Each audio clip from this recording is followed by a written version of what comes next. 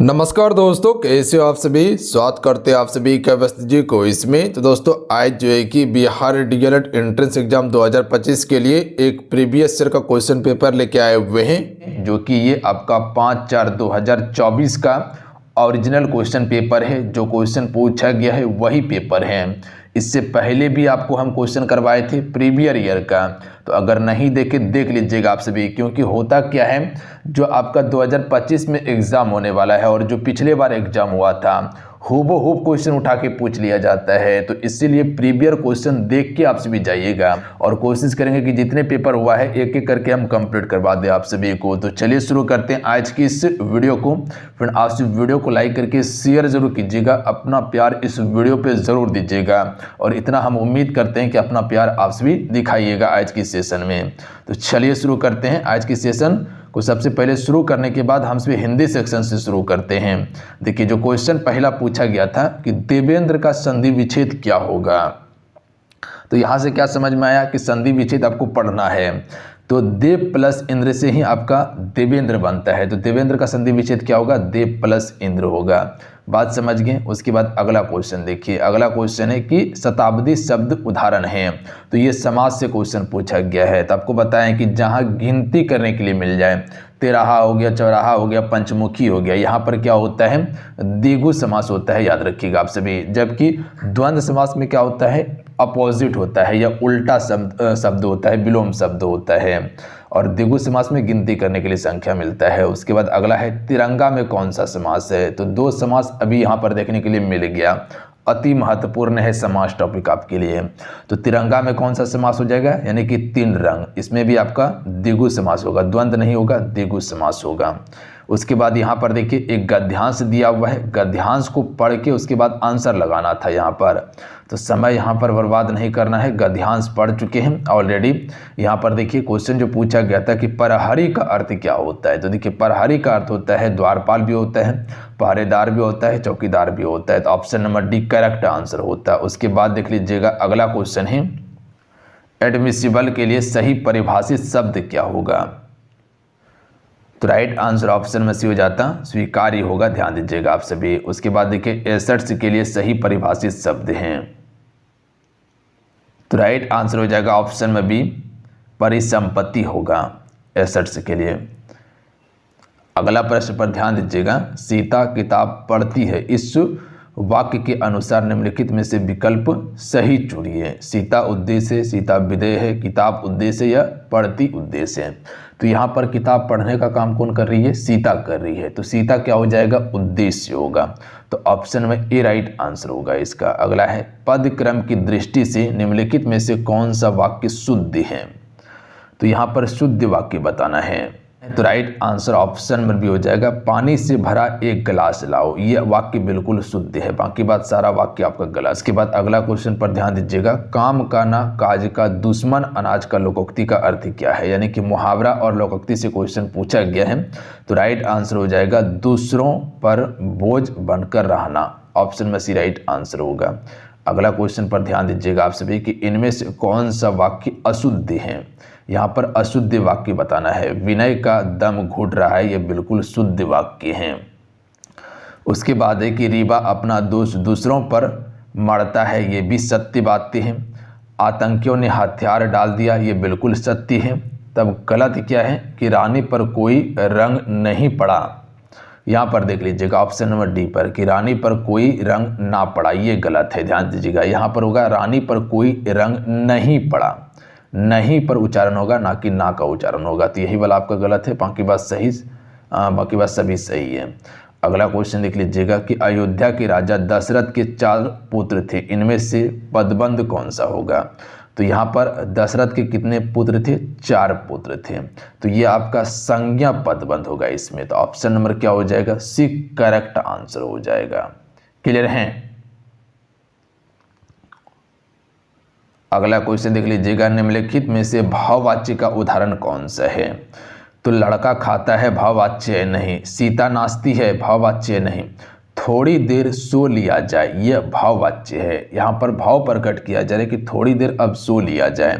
Option में सी right answer होगा। देखिए आपसे को बताना चाहते हैं बिहार डीएलएड प्रवेश परीक्षा 2026 के लिए एप्लीकेशन पर न्यू कोर्स लॉन्च कर दिया गया है। यहाँ पर आपको टॉपिक वाइज क्लासेस मिलेगा जो थ्योरी क्लास चलता है, उसके बाद ऑल सब्जेक्ट का आपको ई बुक दिया जाएगा, इंपॉर्टेंट नोट्स मिलेगा, इंपॉर्टेंट पीडीएफ दिया जाएगा, प्लस में टेस्ट सीरीज भी आपको इसमें दिया जाएगा ताकि आप अपनी तैयारी को जांच सके कि किस लेवल का आपका तैयारी हुआ है।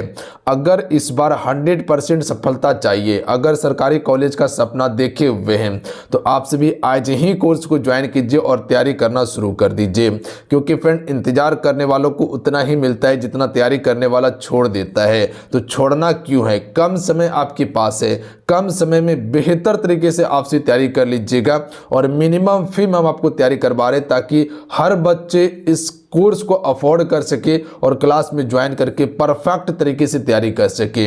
ज्वाइन कैसे करना है, एप्लीकेशन का लिंक डिस्क्रिप्शन में और कमेंट बॉक्स में पिन कर दिए हैं, अन्यथा इसी एप्लीकेशन को डाउनलोड कीजिएगा। सक्सेस योद्धा युवा शक्ति का ही एप्लीकेशन पे है, इसी एप्लीकेशन पे कोर्स आपको मिलेगा। तो जाइए आप सभी ज्वाइन कीजिए और तैयारी करना शुरू कर दीजिए आप सभी। इसी में हम आपको पूरा PYQ कंप्लीट करवा देंगे 2022 से लेके 2025 तक का।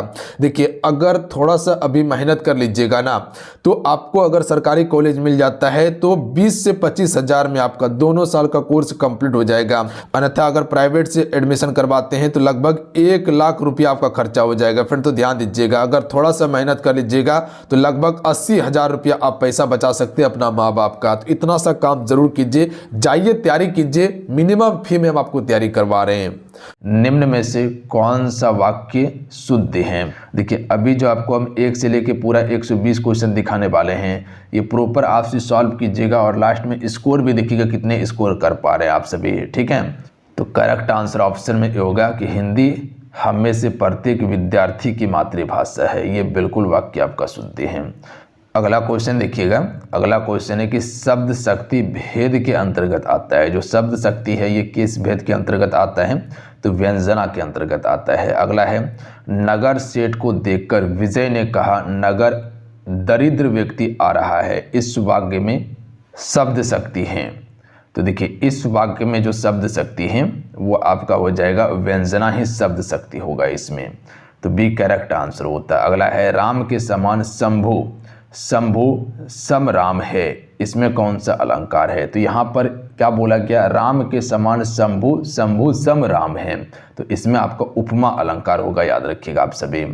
कौन सा अलंकार हो जाएगा, उपमा अलंकार हो जाएगा। अलंकार सब एप्लीकेशन पे हम कंप्लीट करवा दिए हैं, तो जाके देख लीजिएगा, सारा चीज़ समझ में आ जाएगा कि श्लेष अलंकार क्या होता है, उपमा अलंकार क्या होता है, रूपक अलंकार क्या होता है, उसके बाद जो है कि यमक अलंकार क्या होता है, कैसे पहचाना जाता है, कैसे आप सवाल को बनाइएगा, ये सारा चीज़ आपको एप्लीकेशन पे हम कंप्लीट करवाए हैं।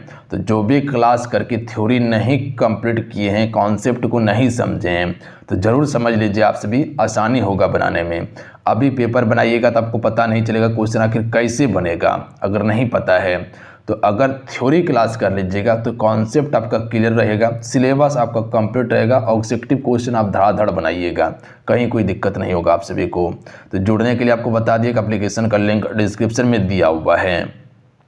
जो अलंकार शब्द और अर्थ दोनों के अधीन हो उसे क्या कहते हैं, तो देखिए शब्द की यहाँ पर बात किया गया अलंकार में, तो अगर ये शब्द और अर्थ दोनों के अधीन होगा तो इसे हम सभी क्या कहते हैं, इसे उभय्या अलंकार के नाम से जानते हैं। अगला है कि निम्न में से रूपक अलंकार को छांटिए। तो रूपक अलंकार में तो सबसे पहले आपको हम रूपी शब्द बताए थे, प्लस में बीच में योजक चिन्ह के बारे में बताए थे। योजक चिन्ह तो आपको सभी में देखने के लिए मिलता है, पर यहाँ पर देखिएगा ऑप्शन नंबर डी में जो है आपका रूपक अलंकार है कि बढ़त बढ़त संपत्ति सलिल मन सरोज बढ़ जाए, इसमें आपका रूपक अलंकार है। तो option number D correct answer होगा। आइए अगला क्वेश्चन पर ध्यान दीजिएगा आप सभी कि सो हो सुमिरत नाम सुधारस पेखत परुशिस घरों में कौन सा अलंकार है। तो देखिए इसमें जो अलंकार है आपका, देखिए इसमें अलंकार जो है आपका अनुप्रास और रूपक, इसमें दोनों अलंकार है। अनुप्रास अलंकार में क्या होता है, एक ही शब्द बार बार रिपीट होता है। अगला प्रश्न पर ध्यान दीजिएगा कि नित्य ही नहाता क्षीर सिंधु में कलांधर है, सुंदर तवानन की समता की इच्छा से इस वाक्य में कौन सा अलंकार है। इसमें आपका जो है उत्प्रेक्षा अलंकार है, ध्यान दीजिएगा आप सभी। कौन सा अलंकार है? उत्प्रेक्षा है। यहाँ पर सिर्फ आप समझिए कि क्या क्वेश्चन पूछा गया है और इसको याद करने का कोशिश कीजिएगा। शब्द में सन्नाटे कुछ बोले हैं, इस पंक्ति में कौन सा अलंकार है? अगला प्रश्न है कि शब्द में सन्नाटे कुछ बोले हैं, इस पंक्ति में कौन सा अलंकार है? तो इसमें आपका विरोधाभास अलंकार हो जाएगा। यहाँ पर विरोध प्रकट किया जा रहा है कि सब में सन्नाटे कुछ बोले हैं, तो सन्नाटा कुछ बोलता है, पता है आपको? नहीं बोलता, तो यहाँ पर विरोध प्रकट किया जा रहा है। अगला है चंचल शब्द में चो अंसर वर्ण में कौन सी मात्रा होगी? तो यहाँ पर चो अंश जो देख रहे हैं इसमें गुरु मात्रा है, याद रखिएगा आप सभी। कौन सी मात्रा है? गुरु मात्रा है। अगला है किस वर्णिक छंद के प्रत्येक चरण में 15 वर्ण होते हैं? तो यहाँ पर 15 वर्ण की बात किया गया है, तो राइट आंसर ऑप्शन में सी हो जाएगा मालिनी। इसके प्रत्येक चरण में 15 वर्ण होते हैं। अगला क्वेश्चन पर ध्यान दीजिएगा कि आचार्य विश्वनाथ ने अपनी रचना साहित्य दर्पण में कितने काव्य गुणों को स्वीकार किया है? तो देखिए इसमें जो स्वीकार किया गया है कुल 3 को स्वीकार किया गया है, ध्यान दीजिएगा आप सभी। अगला क्वेश्चन है कि प्रसिद्ध ग्रंथ रस मीमांसा के रचयिता कौन है? तो आचार्य रामचंद्र शुक्ल हैं। अब आइए विज्ञान सेक्शन को देखते हैं कि विज्ञान से क्या क्या प्रश्न पूछा गया है। क्वेश्चन है कि खाद्यान्नों से गेहूं, चावल, मक्का, बाजरा और ज्वार से हमें मुख्य रूप से प्राप्त होता है। तो इससे कार्बोहाइड्रेट मिलता है, जो गेहूं, चावल हो गया, मक्का हो गया, ये सभी से कार्बोहाइड्रेट मिलता है। अगला क्वेश्चन देख लीजिएगा कि दूध का पीएच मूल्य क्या होगा? तो देखिए दूध का पीएच मान जो होता है 6.6 होता है, तो right answer option number B हो जाएगा। अगला है तत्व मैग्नीशियम सल्फर के साथ अभिक्रिया करने से कौन सा बंधन बनता है? तो तत्व जो मैग्नीशियम है अगर सल्फर के साथ अभिक्रिया करेगा तो ये आयनिक बंधन बनाता है, तो ऑप्शन में ए राइट आंसर होगा। देखिए जितने भी फ्रेंड आपसे जुड़े हुए हैं सेशन को जरूर लाइक कीजिएगा, सभी से रिक्वेस्ट रहेगा अपना प्यार इस वीडियो को जरूर दीजिएगा आप सभी। अगला है घर का रोशनदान छत के काफ़ी निकट दिया जाता है, जो वेंटिलेशन बनाया जाता है छत के निकट में रहता है। क्यों बनाया जाता है पता है आप सभी को? जो छत के नीचे आप सभी देखते हैं वेंटिलेशन, ये बनाया जाता है, ऑप्शन में सी राइट आंसर होगा, क्योंकि गर्म हवा ऊपर उठकर रोशनदान से बाहर निकल जाती है। जो रूम में जो आपका गर्म हवा होता है वो गर्म हवा कहाँ उठता है? ऊपर उठता है, तो वही छत से क्या हो जाता है फिर, यानी कि वेंटिलेशन से बाहर निकल जाता है। अगला है व्हिटेकर के साम्राज्य हैं, यानी कि व्हिटेकर ने जो दिया था वो कितने जगत के बारे में बताया था? 5 जगत। कौन कौन सा था? प्लांटी और एनिमिलिया हो जाएगा, मोनेरा और प्रोटिस्टा हो जाएगा और फंगी हो जाएगा, तो ये सभी करेक्ट आंसर होगा। 5 जगत वर्गीकरण किया था आपका व्हिटेकर ने। अगला है झिल्ली से संबंधित नलिकाओं, पुटिकाओं और कुंडकों की एक जटिल प्रणाली है। तो झिल्ली से बंधी नलिकाओं, पुटिकाओं और कुंडकों की एक जटिल प्रणाली जो हो जाएगा एंडोप्लाज्मिक रेटिकुलम होगा, याद रखिएगा। अंतःप्रद्रव्य जालिका हो जाएगा। एक चिकनी एक खुरदरी होता है, खुरदरी पर जो होता है वो राइबोसोम पाया जाता है। अगला क्वेश्चन पर ध्यान दीजिएगा आप सभी कि संयुक्त राष्ट्र पर्यावरण कार्यक्रम यानी कि UNEP का मुख्यालय कहाँ पर स्थित है? तो देखिए मुख्यालय पढ़ना ज़रूरी है, जैसे कि WHO का मुख्यालय कहाँ पर है, विश्व बैंक का मुख्यालय कहाँ पर है, ये सभी इंपॉर्टेंट हैं। ये नैरोबी केन्या में स्थित है आपका NEP का मुख्यालय। अगला क्वेश्चन है कि फलों के पकने के लिए निम्नलिखित में से कौन सा पादप हार्मोन उत्तरदायित्व है? तो फल को पकाने के लिए एथिलीन गैस का प्रयोग करते हैं हम सभी। किसका प्रयोग करते हैं? एथिलीन का। अगला है जीन के वैकल्पिक रूपों को क्या कहा जाता है? तो इसे हम सभी एलील के रूप में जानते हैं। अगला क्वेश्चन है कि किसी भ्रमणशील वस्तु की चाल 0.06 मीटर प्रति सेकेंड है, यदि चाल निम्नांकित में से किसके बराबर होगा? तो राइट आंसर ऑप्शन में से हो जाएगा 0.216 किलोमीटर प्रति आवर होगा। अगला क्वेश्चन है कि पृथ्वी के तल से h ऊंचाई तक उठाई गई किसी m द्रव्यमान की वस्तु की गुरुत्वीय स्थितिज ऊर्जा होगी। देखिए इसकी गुरुत्वीय स्थितिज ऊर्जा की बात किया गया है, तो ये mgh होगा इसका, ध्यान दीजिएगा आप सभी, mgh। अगला है उत्प्लावन बल को डैश के रूप में भी जाना जाता है, तो इसे हम सभी उत्क्षेप के रूप में जानते हैं, उत्प्लावन बल को। अगला क्वेश्चन देख लीजिएगा, जो डॉल्फिन होता है और चमगादड़ होता है, चमगादड़ देखिएगा तो अंधेरे में भी उड़ सकता है, ये किसके कारण से उड़ सकता है पता है आप सभी को? किसका उपयोग करता है? तो अल्ट्रासोनिक वेव का उपयोग करता है, याद रखिएगा। यानी कि जैसे चमगादड़ रात में उड़ता है तो सबसे पहले वो अल्ट्रासोनिक वेव जो कि छोड़ता है, और वही अल्ट्रासोनिक वेव कहीं अगर बीच में अवरोध रहा तो वो टकरा कर वापस आ जाते हैं, तो उसको पता चल जाता है। अगला क्वेश्चन देख लीजिएगा कि पंजाब में भूमि निम्नीकरण का मुख्य कारण क्या है। तो इसका मुख्य कारण है अधिक सिंचाई, याद रखिएगा आप सभी। तो पंजाब में भूमि निम्नीकरण का मुख्य कारण क्या है, अधिक सिंचाई। अगला क्वेश्चन पर ध्यान दीजिएगा कि कोयले से चलने वाले बिजली संयंत्र में किसके उत्सर्जन को नियंत्रित करने के लिए इलेक्ट्रोस्टैटिक प्रेसिपिटेटर स्थापित किए जाते हैं। तो देखिए ये नियंत्रित करने की बात किया गया है, तो ये आपका एसपीएम को नियंत्रित करने के लिए स्थापित किए जाते हैं। मानस वन्यजीव अभयारण्य भारत के किस राज्य में है। तो देखिए मानस हो गया, ये आपका असम में है, याद रखिएगा आप सभी। कहाँ पे है, असम में है। काजीरंगा भी असम में है, जो एक सिंह गेंडा के लिए प्रसिद्ध है। रणथंभौर अभयारण्य कहाँ पर है, राजस्थान में। कुंभलगढ़ राजस्थान में है, याद रखिएगा। अच्छा, नंदा देवी कहाँ पर है, उत्तराखंड में है। निम्न में से कौन सा पर्यावरण प्रदूषण का कारण बनता है। तो देखिए पर्यावरण प्रदूषण की बात किया जाए तो सौर ऊर्जा तो नहीं होगा, हवा भी नहीं होगा, बायोमास भी नहीं है, तो कोयला ही आपका पर्यावरण प्रदूषण का मुख्य कारण माना जाता है इसमें से, याद रखिएगा। इसके अलावा आपको पता है कि धुआं जो देखते हैं, जो गाड़ी से निकलता है आपका कार्बन मोनोऑक्साइड, सब ये सभी मुख्य हैं। चालक का प्रतिरोध निर्भर नहीं करता। तो देखिए चालक का प्रतिरोध निर्भर नहीं जो करता है, चालक में प्रभावित विद्युत धारा पर नहीं करता है, जबकि चालक की लंबाई पर करता है, चालक के अनुप्रस्थ काट क्षेत्रफल पर करता है, चालक के तापमान पर करता है। तो चालक में प्रभावित विद्युत धारा पर नहीं करता। अगला है बिजली की घंटी विद्युत धारा के किस प्रभाव पर कार्य करती है। तो देखिए बिजली का जो घंटी है ये आपका विद्युत धारा के चुंबकीय प्रभाव पर कार्य करते हैं। तो याद रखिएगा ऑप्शन में सी करेक्ट आंसर होगा, चुंबकीय प्रभाव। अगला क्वेश्चन देख लीजिएगा कि श्वेत प्रकाश जब प्रिज्म से होकर गुजरता है तो जो रंग सबसे ज़्यादा विचलित होता है उसे हम सभी किस नाम से जानते हैं। तो जैसे ही श्वेत प्रकाश को प्रिज्म से गुजारते हैं तो सबसे ज़्यादा जो विचलित होता है वो बैगनी रंग होता है। तो सी राइट आंसर होगा, याद रखिएगा बैगनी रंग। देखिए बैगनी रंग का तरंगदैर्घ्य जो होता है ये सबसे कम होता है, याद रखिएगा, पर विक्षेपण सबसे अधिक है। लाल रंग का तरंगदैर्घ्य अधिक होता है पर विक्षेपण लाल का कम होता है।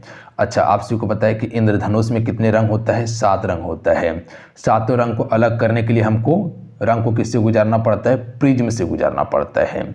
आइए सामाजिक अध्ययन का देख लेते हैं हम सभी, यहाँ से क्या क्या क्वेश्चन पूछा जा रहा है। पहला क्वेश्चन पूछा गया था कि प्रथम विश्व युद्ध कब आरंभ हुआ था। आपको पता है कि 1914 से लेकर 18 तक आपका प्रथम विश्व युद्ध होता है, तो ऑप्शन में ए राइट आंसर होगा। दूसरा विश्व युद्ध कब हुआ था, 1939 में हुआ था और 45 तक चला था।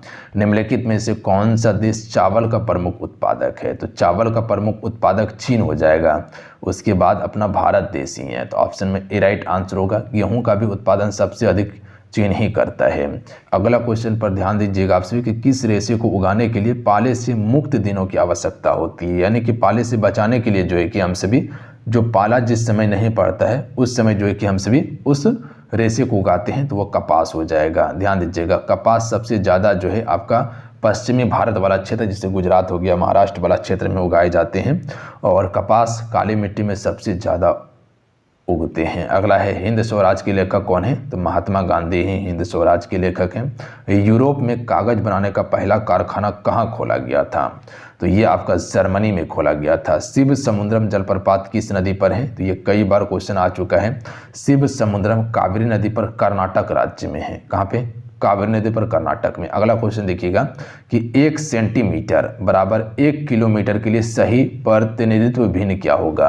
यानी कि समझ लीजिए कि जो 1 सेंटीमीटर देख रहे हैं आप सभी, अगर 1 किलोमीटर को हम सेंटीमीटर में बदलेंगे तो क्या हो जाएगा। तो ऑप्शन में डी हो जाएगा 1 अनुपात। तो 1 सेंटीमीटर का 1 हो जाएगा, प्लस में यहाँ पर जो 1 किलोमीटर का हो जाएगा 1 लाख सेंटीमीटर होगा।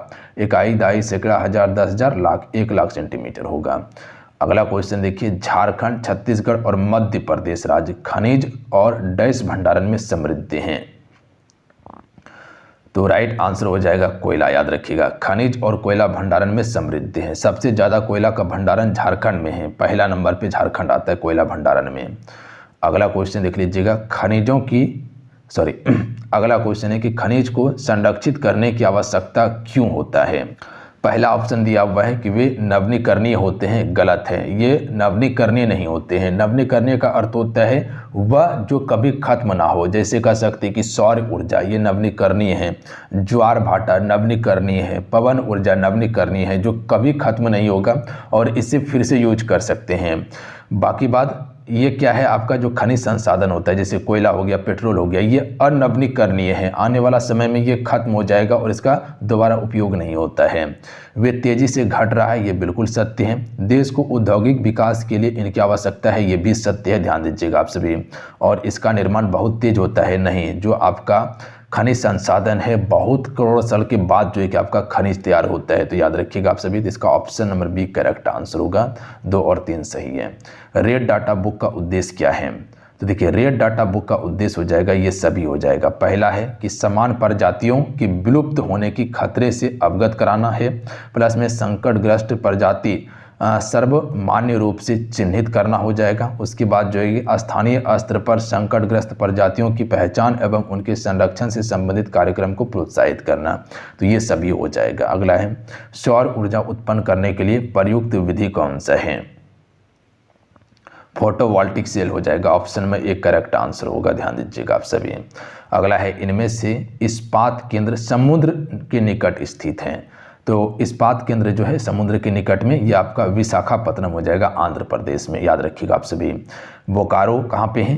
झारखंड में। जमशेदपुर झारखंड में है। भिलाई आपका कहाँ पर है? छत्तीसगढ़ में है। अगला है कि बिहार में सर्वप्रथम नगर निगम की स्थापना कहाँ किया गया था? बिल्कुल आसान क्वेश्चन था, सबसे पहले पटना में ही किया गया था। अगला है किस देश में ओलंपिक खेल का विरोध नस्ल पर आधारित है? तो यहाँ पर विरोध नस्ल की बात किया गया है, तो ये आपका मैक्सिको हो जाएगा। तो ऑप्शन नंबर इसका भी करेक्ट आंसर होगा। अगला है स्थानीय निकाय चुनाव में महिलाओं को 50% सीट आरक्षित करने वाला भारत का पहला राज्य कौन सा था?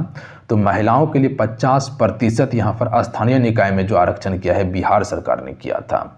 तो ऑप्शन में ए राइट आंसर होगा, यानी कि बिहार जीके से भी क्वेश्चन पूछा गया है और इम्पॉर्टेंट है बिहार जीके आपके लिए। ये भी पढ़ना ज़रूरी है। अगर 1 से 2 क्वेश्चन भी पूछा जा रहे हैं तो रिजल्ट बनाने के लिए 2 नंबर काफ़ी है। अगला है भारत में राज्य सरकार का प्रमुख कौन होता है? 2 क्वेश्चन पूछ लिया गया, एक आपका यहाँ से आरक्षण वाला पूछा गया और उसके बाद अभी एक क्वेश्चन क्या पूछा था आपसे कि बिहार में सबसे पहले नगर निगम की स्थापना कहाँ हुआ था। तो 2 क्वेश्चन हो गया कि भारत में राज्य सरकार का प्रमुख कौन होता है? तो राज्य सरकार का प्रमुख जो होता है ये आपका मुख्यमंत्री ही होता है, याद रखिएगा आप सभी। कौन होता है? मुख्यमंत्री। अगला क्वेश्चन पर ध्यान दीजिएगा कि इनमें से किस देश को सामाजिक विभेद के कारण विखंडन का सामना करना पड़ा था? तो राइट आंसर ऑप्शन में से हो जाएगा यूगोस्लाविया को करना पड़ा था। अगला है कि विभिन्न स्तरों पर सरकारों के बीच साझा की गई शक्ति को डैश भी कहा जाता है। तो इसे हम सभी ऊर्ध्वाधर वितरण के नाम से जानते हैं। किस नाम से जानते हैं? ऊर्ध्वाधर वितरण के नाम से। अगला है भारत में पंचायती राज व्यवस्था का क्या महत्व है? तो देखिए, भारत में पंचायती राज व्यवस्था की बात किया जाए तो सबसे पहले उल्लेख अनुच्छेद 40 में किया गया था, याद रखिएगा आप सभी। 73वां संविधान संशोधन 1993 के तहत जो है कि संवैधानिक दर्जा इसको दिया गया था, याद रखिएगा आप सभी। सबसे पहले पंचायती राज राजस्थान के नागौर जिले में लागू किया गया था। तो इसका राइट आंसर क्या होगा? स्थानीय स्वशासन हो जाएगा। स्थानीय स्वशासन का जनक किसे कहा जाता है? लॉर्ड रिपन को कहा जाता है। अगला क्वेश्चन है कि किस वर्ष रूसी क्रांति ने आर्थिक लोकतंत्र की नींव को मजबूती प्रदान की थी? तो हो जाएगा ये 1917 में किया गया था, याद रखिएगा। आइए आगे देखिएगा आप सभी। ये आपका तार्किक एवं विश्लेषणात्मक क्षमता यानी कि रीजनिंग का प्रश्न है। क्वेश्चन पर ध्यान दीजिएगा आप सभी। क्वेश्चन है कि दिए गए प्रश्न में से प्रश्नवाचक चिन्ह के स्थान पर सही विकल्प का चयन कीजिए। यानी कि यहाँ पर एक प्रश्न दिया हुआ है और इसका सही विकल्प कौन सा ये चयन करना है। यहाँ पर देखिएगा एक एरो यहाँ पर दिया हुआ है और एक एरो ऐसे दिया हुआ है, यानी कि इसका संबंध इससे है। तो ये वाला संबंध किस प्रकार से होगा? तो यहाँ पर देखिएगा तो ये यहाँ था और ये यहाँ मुड़ गया, यानी कि 45 डिग्री मुड़ गया है। तो एक आप सभी यहाँ पर देखिएगा इस प्रकार से बनाइएगा, यहाँ से गया और ये यहाँ मुड़ गया है, तो 45 डिग्री है। तो ये भी आपका 45 डिग्री मुड़ना चाहिए। तो ये यहाँ पर है तो ये यहाँ पर आएगा। तो ये कौन सा हो जाएगा? ऑप्शन नंबर डी वाला हो जाएगा। तो इसका क्या हो जाएगा? करेक्ट आंसर विकल्प डी इसका बिल्कुल सत्य हो जाएगा। ठीक है, अगला क्वेश्चन देख लीजिएगा। क्वेश्चन है कि दिए गए संख्या श्रृंखला में प्रश्नवाचक के स्थान पर कौन सी संख्या आएगी? 0, 7, 26, 67 63, 124 है, तो अगली संख्या कौन सी आएगी? देखिए इसको बनाने के लिए आपको क्या करना होगा, सबसे पहले यहाँ पर ध्यान दीजिएगा। देखिए 1 का क्यूब कीजिए, अब -1 कीजिए, तो 1 का क्यूब करेंगे तो 1 हो जाएगा, अब -1 करेंगे तो क्या हो जाएगा? 0 हो जाएगा, तो यहाँ 0 दिया हुआ है। अब 2 का क्यूब कीजिए और -1 कीजिए, 2 का क्यूब कितना होता है? 8 होता है, और 8 - 1 कीजिए बराबर 7 हो जाएगा, बिल्कुल 7 है। उसी प्रकार से 3 का क्यूब कीजिए, ये आपको समझना होगा सीरीज में, और सीरीज ये कैसे बनेगा? प्रैक्टिस से ही बनेगा, हर पैटर्न को समझना होगा। तो ये एक पैटर्न है, सीरीज में पैटर्न फॉलो होना चाहिए। तो 3 का क्यूब कितना होता है? 27 होता है, और 27 में 1 माइनस कर दीजिए तो क्या हो जाएगा? यहाँ पर 26 हो जाएगा, जो कि 26 यहाँ पर दिया हुआ है। तो 3 का क्यूब हो गया। अब 4 का क्यूब कीजिए, 4 का क्यूब -1, 4 का क्यूब कितना होता है? 64 होता है, और 64 में 1 को माइनस कर देंगे तो कितना हो जाएगा? 63 हो जाएगा। तो 63 यहाँ पर दिया हुआ है। देखिए क्यूब क्या होगा? 4 गुना 4 गुना 4 करेंगे तो ये क्यूब हो जाएगा, 4 चौके 16, 16 चौके 64। स्क्वायर में ये दोनों को गुना करते हैं। बात समझ गए आप सभी? तो यहाँ पर ये आपका 4 का क्यूब हो गया। उसी प्रकार से अब 5 का क्यूब कीजिए आप सभी, तो 5 का क्यूब क्या हो जाएगा? अब -1, तो 25 25 125 हो जाएगा 5 का क्यूब। अब -1 करेंगे तो कितना हो जाएगा? ये आपका 124। तो 124 यहाँ पर दिया हुआ है, बिल्कुल सही है। अब आगे हम सभी करते हैं 6 का क्यूब। देखिए 6 का क्यूब कितना होता है? 6 का क्यूब हो जाएगा 216, 6 के 36 और 36 गुना 6 बराबर 216, और 216 -1 करेंगे तो 215, इसका बिल्कुल करेक्ट आंसर निकलेगा। तो ऑप्शन नंबर क्या हो जाएगा? ऑप्शन नंबर डी इसका बिल्कुल राइट आंसर है। बात समझ गए आप सभी? बिल्कुल समझ गए हैं। आइए अगला क्वेश्चन देखिए, शलजम, खाना तथा सब्जी के बीच संबंध में कौन सी आकृति प्रदर्शित होगी? तो देखिए शलजम एक सब्जी होता है, सब्जी को हम सभी क्या करते हैं? खाते हैं, तो यानी कि ये सभी खाने वाला चीज़ है। तो यहाँ पर हो जाएगा सभी शलजम सब्जी है और सभी सब्जी खाने योग्य हैं। तो सबसे पहले यहाँ पर बीच में शलजम आएगा, ठीक है, उसके बाद ये सब्जी आ जाएगा, उसके बाद यहाँ पर क्या आ जाएगा? आपका खाना आ जाएगा। तो सभी शलजम क्या है? सब्जी है, और सभी सब्जी खाना है, याद रखेंगे आप सभी। तो ऑप्शन में एक करेक्ट आंसर होगा इसका। अगला क्वेश्चन पर ध्यान दीजिएगा आप सभी। क्वेश्चन है कि कौन सा अक्षर उस अक्षर की दाईं ओर है जो 7वें हैं, जो कि आपके बाईं ओर से 13वां है। यहाँ समझिएगा, जैसे कि आप ए हो गया, बी हो गया, सी हो गया, डी हो गया, ई हो गया, इस प्रकार से गिनती करते करते आपको जेड तक जाना है। तो यहाँ पर दाएं से 7वां, यानी कि आपका दाएं से 7वां अक्षर जाना है। तो आपका दाएं से 7वां कौन सा अक्षर होगा? जी होगा, जैसे कि A B C D E F G 7वां हो जाएगा। उसके बाद फिर आपको अक्षर के बाएं से 13वां अक्षर जाना है। तो यहाँ अक्षर का जो बायां की बात किया जाए तो जी से फिर आपका शुरुआत हो जाएगा, कहाँ? जेड की तरफ से। तो यहाँ पर 13 अक्षर फिर गिनती करना है। तो जी के बाद क्या हो जाएगा? H I J K L M N O P Q R S T आ जाएगा।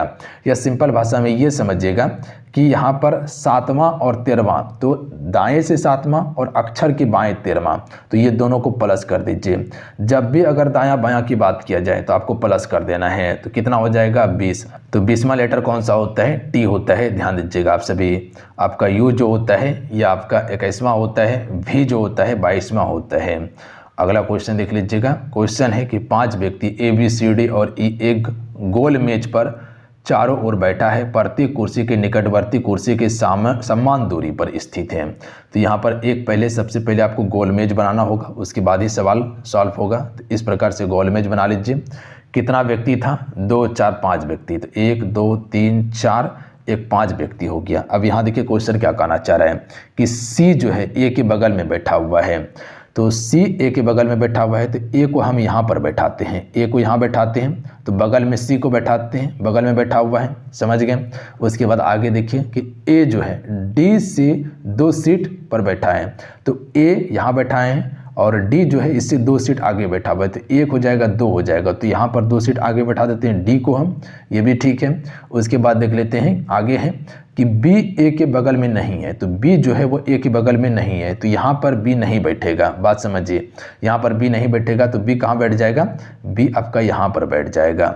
अब बच कौन सा गया? तो ध्यान दीजिएगा, अब बच गया है आपका ई, तो ई आपका यहाँ बैठ जाएगा। तो अब देखिए क्वेश्चन क्या कहना चाह रहा है आप सभी से, ध्यान दीजिएगा आप सभी।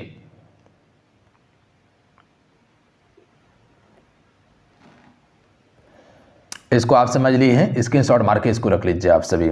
तभी समझ में आएगा आपको फिर, ठीक है।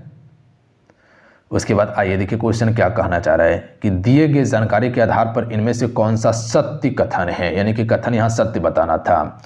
तो आगे यहाँ पर आइएगा, तो यहाँ पर बताया गया था कि डी बी के बगल में बैठा है, ई ए के बगल में बैठा हुआ है। तो सबसे पहले मेरा डायग्राम किस प्रकार से बना हुआ था, 1 2 3 4 5, यहाँ पर ए था, यहाँ पर सी था, यहाँ पर डी था, यहाँ पर बी था और यहाँ पर ई था। अब देखिए यहाँ पर डी बी के बगल में है, तो डी जो है बी के बगल में बैठा हुआ है, बिल्कुल सत्य है। ई ए के बगल में बैठा हुआ है, तो ई जो है ए के बगल में बैठा हुआ है, ये देखिए बिल्कुल सत्य है। डी और सी 2 सीट से अलग है, तो यहाँ पर डी और सी देखिए, डी और सी 2 सीट से अलग है, नहीं है, एक भी सीट अलग नहीं है, यानी कि डायरेक्ट बगल में है, तो ये गलत हो जाएगा आपका, 2 सीट बगल में नहीं है।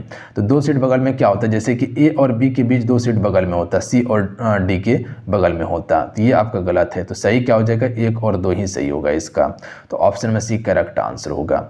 अगला क्वेश्चन देख लीजिएगा, क्वेश्चन है कि 7 मेज और 12 कुर्सी की कीमत 48,250 रुपये है, तो 21 मेज और 36 कुर्सी का कीमत कितना हो जाएगा। तो ये आपका 1,44,750 होता है, बना के देखिएगा बन जाएगा सवाल। उसके बाद देख लीजिएगा कि दिए गए सारणी में से विलुप्त संख्या ज्ञात कीजिए।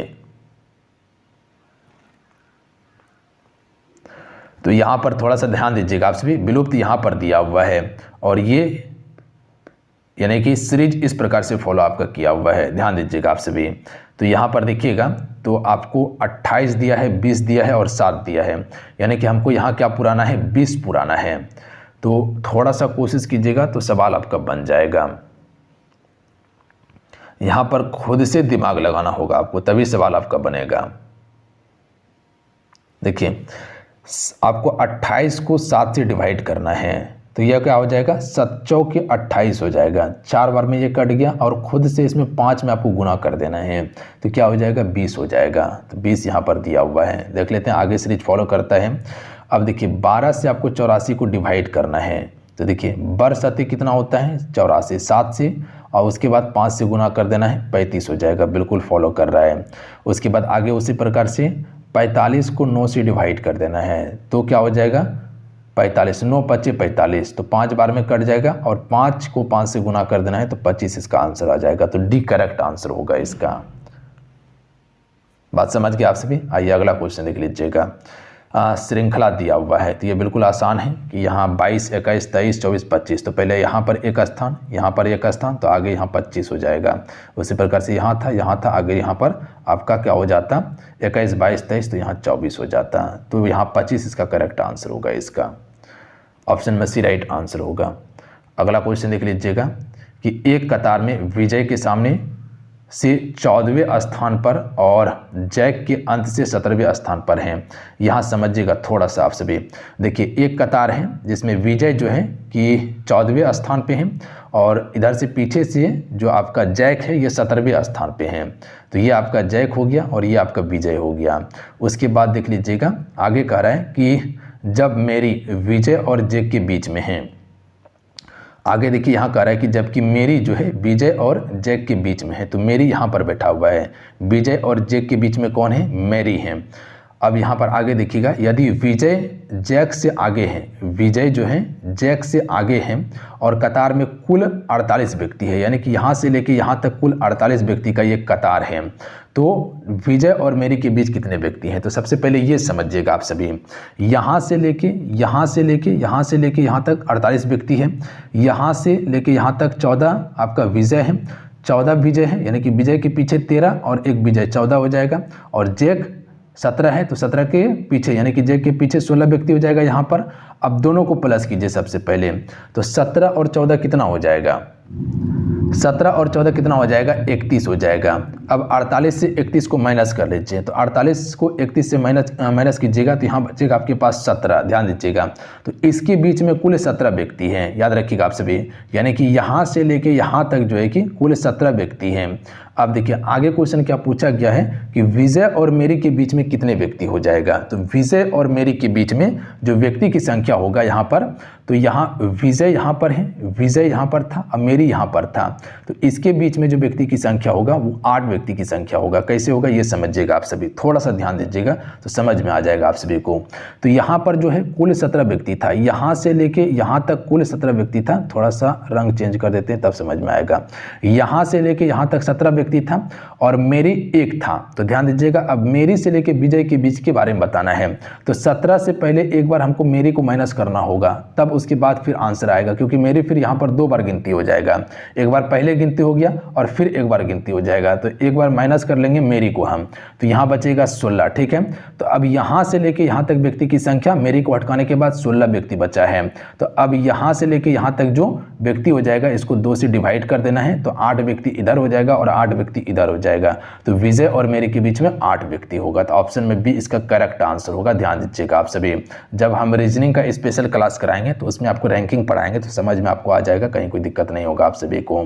उसके बाद अगला देखिए, निर्देश दिया हुआ है कि एक प्रतिष्ठित निर्माण कंपनी में सिविल इंजीनियर के पद के लिए योग्यताएं निम्नलिखित में से हैं। देखिए यहाँ उम्मीदवार को दिया गया है ए में कि कम से कम 65% अंक के साथ सिविल इंजीनियर स्नातक होना चाहिए। 65% अंक के साथ जो है कि सिविल इंजीनियर स्नातक पास होना चाहिए, पहला कंडीशन था।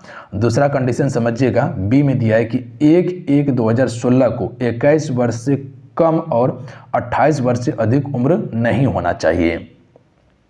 दूसरा कंडीशन कहा गया। तीसरा कंडीशन था सी नंबर में, चयन परीक्षा में कम से कम 70% अंक के साथ उत्तीर्ण होना चाहिए, ये तीसरा कंडीशन था। चौथा कंडीशन है कि 50,000 रुपये जमा करने के लिए तैयार रहे जो प्रशिक्षण पूरा होने पर उसको वापस कर दिया जाएगा। तो ये 50,000 यहाँ पर जमा करने की बात किया गया था, ये चौथा कंडीशन हो गया था। आगे आइए आप सभी, हालांकि यदि कोई उम्मीदवार उपरोक्त मापदंड को पूरा करता है तब उसके लिए देखिए, यानी कि ये सभी जो बताया गया था कंडीशन, अगर कोई भी उम्मीदवार है और ये जितने कंडीशन था उसको अगर पूरा कर लेता है तो उसके बाद पहला कंडीशन यहाँ पर देखिए जो दिया हुआ है कि उपयुक्त में से एक को छोड़कर लेकिन पिछले सेमेस्टर की परीक्षा में उपस्थित हुआ हो और पिछले 7 सेमेस्टर में 75% अंक प्राप्त किए हो तो मामला उपाध्यक्ष के पास भेजा जाएगा, ये कंपनी का कहना है। दूसरा दिया हुआ है कि ऊपर डी पर लेकिन इस क्षेत्र में 1 वर्ष से अधिक समय तक काम करने का अनुभव हो, मामला कंपनी या महाप्रबंधक के पास भेजा जाएगा। तो पहला किसके पास भेजना था, मामला उपाध्यक्ष के पास भेजना था, और दूसरा मामला कंपनी के महाप्रबंधक के पास भेजना था। अब यहाँ से देखिए सवाल को बनाइए, यहाँ से सवाल आपका बनेगा कि भरत चंद्रा ने सरकार के सिविल इंजीनियरिंग पास की है, इंजीनियरिंग कॉलेज में 78% अंक के साथ चयन परीक्षा में उसका स्कोर 80% है। तो देखिए यहाँ पर पहला कंडीशन ये पास कर चुका है। जो पहला कंडीशन आपको बताया गया था, पहला कंडीशन क्या बताया गया था कि 65% अंक के साथ जो है कि सिविल परीक्षा पास होना चाहिए स्नातक। तो ये पहला कंडीशन ये बिल्कुल पास कर चुका है, क्योंकि यहाँ 65% खोजा गया था, ये 78% के साथ में पास किया गया है। तो ये पास है, इसमें कहीं कोई दिक्कत नहीं है। उसके बाद आगे दिया हुआ था कि उनकी उम्र 24 साल होना चाहिए। तो यहाँ पर देखिएगा तो उसकी उम्र जो है कि कितना मांगा गया था, 21 से लेके 28 वर्ष, मिनिमम 21 और अधिकतम 28 वर्ष, तो 24 साल है। तो ये भी पास कर चुका है, इसी के बीच में तो पास कर चुका है। उसके बाद देख लीजिएगा एक दिया था कि एक निजी कंपनी में 2 साल का अनुभव हो। तो देखिए यहाँ पर थोड़ा सा गौर कीजिएगा, यहाँ पर देखिए क्या कहा गया था कि उपयुक्त में से लेकिन इस क्षेत्र में 1 वर्ष से अधिक समय तक काम करने का अनुभव हो। तो 1 वर्ष से अधिक समय तक काम करने का अनुभव हो तो ये कंपनी कहाँ मामला भेजा जाएगा, प्रबंधक के पास। तो वही यहाँ पर देखिए कहा गया है कि 2 साल का अनुभव है, तो जैसे 1 साल का अनुभव है उससे अधिक है तो ये मामला कहाँ चल जाएगा, महाप्रबंधक के पास भेजा जाएगा। तो ये ऑप्शन में भी करेक्ट आंसर होगा। थोड़ा सा यहाँ पर दिमाग लगाने के बाद सवाल का आंसर निकल जाता है आपका। बात समझ गए आप सभी, बिल्कुल। तो यहाँ आपका रीजनिंग का कंप्लीट हो जाता है। अब आइए हम आपको मैथमेटिक्स का दिखाते हैं और इंग्लिश का दिखाते हैं, क्या क्वेश्चन पूछा गया था आपका। आइए देखिए मैथमेटिक्स का आपको बता देते हैं और इसका सिर्फ हम आंसर बताने वाले हैं, सोल्यूशन नहीं करवाएंगे, क्योंकि सोल्यूशन करवाएंगे तो ऑलरेडी ये बहुत ज़्यादा क्लास लंबा हो जाएगा। इसके लिए स्पेशल आएगा वीडियो आपका, जो कि सर के द्वारा पढ़ाया जाएगा मैथमेटिक्स आपको। देखिए पहला जो है कि √15 कैसी संख्या है, तो ये क्वेश्चन पूछा गया था आप सभी से तो ये अपरमय संख्या होगा। तो परमय अपरमय पढ़ना होगा। 27 जो है कि मौसू से क्वेश्चन पूछा गया था, तो आंसर हम बता देते हैं, ऑप्शन नंबर इसका बी ही 1 होता। उसके बाद अगला देख लीजिएगा, 28 का right answer option number C हो जाएगा। बनाने का कोशिश कीजिएगा आप सभी। उसके बाद बहुपद से क्वेश्चन पूछा गया था। क्वेश्चन देख लीजिए कहाँ कहाँ से पूछा गया है, वो टॉपिक आपको पढ़ना है। जैसे बहुपद पढ़ लेना है, लोसो मोसो पढ़ लेना है, उसके बाद समीकरण आपको पढ़ लेना है, रूट पढ़ना है आप सभी को। 29 का देख लीजिएगा, ऑप्शन में एक करेक्ट आंसर होता। उसके बाद देखिए रेखीय समीकरण से क्वेश्चन पूछा गया है, तो 30 का ए राइट आंसर होगा, प्रतिच्छेदी होगा। समीकरण से देखिए 2 सवाल हो गया आपका, तो 31 का ऑप्शन नंबर डी होता, 3 और 0 होता। उसके बाद देख लीजिएगा अगला है 32 नंबर, तो इसका राइट आंसर 6 होता। अगला क्वेश्चन है 33 नंबर है, इसका राइट आंसर ऑप्शन नंबर भी हो जाएगा 21 किलोग्राम। उसके बाद अगला है 34 नंबर, इसका राइट आंसर 4 होता। अगला क्वेश्चन है आपका जो है कि यहाँ पर बट्टा से क्वेश्चन पूछा गया था, तो राइट आंसर हो जाएगा ऑप्शन नंबर डी 8%। उसके बाद अगला क्वेश्चन देख लीजिएगा, यहाँ पर आपका क्रय मूल्य विक्रय मूल्य दिया हुआ है, तो इसका करेक्ट, तो ये आपका सिंपल इंटरेस्ट कंपाउंड इंटरेस्ट से क्वेश्चन पूछा गया है, तो ऑप्शन नंबर 2500 इसका करेक्ट आंसर होता। अगला क्वेश्चन है कि 37 नंबर में जो था ये 5 और 5 इसका आंसर होता। बनाने का कोशिश कीजिएगा, सभी देखिए बनता है कि नहीं। रेखाखंड, हालांकि हम ये क्लास करवा देंगे आप सभी को, तो ध्यान दीजिएगा आप सभी। तो राइट आंसर हो जाएगा -1 होता, सी करेक्ट आंसर होगा। किसी पृष्ठ के किनारे होते हैं, तो देखिए किसी पृष्ठ के किनारे रेखाएँ होते हैं। अगला क्वेश्चन है कि उस वृत्त का व्यास यानी कि क्षेत्रफल से क्वेश्चन पूछा गया है, वृत्त का क्षेत्रफल से, तो इसका राइट आंसर ऑप्शन नंबर आपका जो हो जाएगा डी करेक्ट होगा, 50 सेमी। 41 का करेक्ट आंसर आपका बी हो जाएगा, 20 डिग्री होगा। अगला है कि 1 लीटर में कितने सेंटीमीटर के बराबर होता है, तो 1 लीटर जो है ये आपका 1000 घन सेमी के बराबर होता है।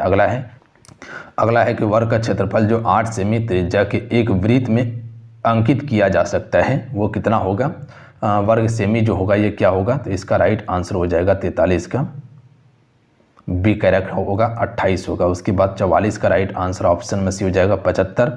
उसके बाद 45 का राइट आंसर जो हो जाएगा, 45 का ध्यान दीजिएगा आप सभी, 8 हो जाएगा इसका राइट आंसर। 46 का हो जाएगा डी, 6 हो जाएगा। उसके बाद जो है कि 47 का आपका सी हो जाएगा, एन होगा आपका, प्राकृतिक संख्या से था। उसके बाद 48 का आपका ट्रिग्नोमेट्री से क्वेश्चन है, तो इसका राइट आंसर हो जाएगा आपका सी हो जाएगा, 1/10 ए हो जाएगा। उसके बाद अगला देख लीजिएगा 49 का right answer option number D होगा, कॉस ए हो जाएगा। उसके बाद देख लीजिएगा यदि 1 + tan थीटा बटा 1 - tan थीटा बराबर √3 है, तो थीटा का मान यहाँ पर ज्ञात करना था, तो 15 डिग्री होता। उसके बाद अंग्रेजी का आपसे सवाल को देख लीजिएगा, 91 नंबर से आपका इंग्लिश का है, का डी करेक्ट आंसर होगा। ध्यान दीजिएगा आप सभी। देखिए इंग्लिश मेरा सब्जेक्ट और मैथमेटिक्स मेरा सब्जेक्ट नहीं है, इसलिए हम सिर्फ आपको आंसर बता दे रहे हैं। जो चीज़ में नॉलेज नहीं है उसको नहीं बताना चाहिए, और हर टीचर को सब चीज़ का नॉलेज नहीं हो सकता है, याद रखिएगा आप सभी, ठीक है। तो 92 का एक करेक्ट आंसर होगा, याद रखिएगा आपसे, सेंटेंस से क्वेश्चन था। उसके बाद 93 देख लीजिएगा, 93 का ऑप्शन में एक करेक्ट आंसर हो जाएगा।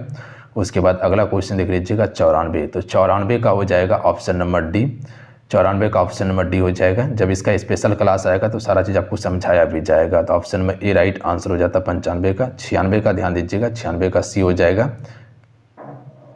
उसके बाद 97 का जो हो जाएगा, 97 का ए हो जाएगा, ध्यान दीजिएगा आप सभी।